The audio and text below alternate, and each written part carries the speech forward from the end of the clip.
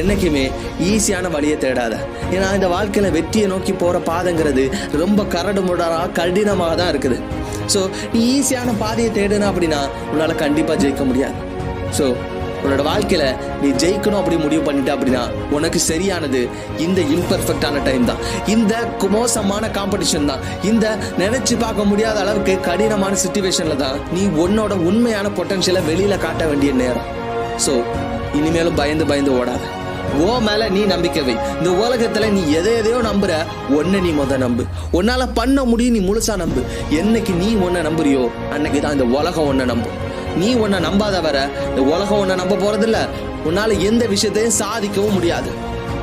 நான் கடைசியா உங்ககிட்ட ஒரு விஷயம் சொல்றேன், நல்லா ஞாபகம் வச்சுக்கோங்க. நான் உங்ககிட்ட நீங்க உங்களை நம்புங்கன்னு சொல்றதுக்கு காரணம் என்ன தெரியுமா? இந்த உலகத்துல நிறைய பேர் ஜெயிக்கிறதுக்கும் தோக்குறதுக்கும் இருக்கிற ஒரே ஒரு காரணம் அவனோட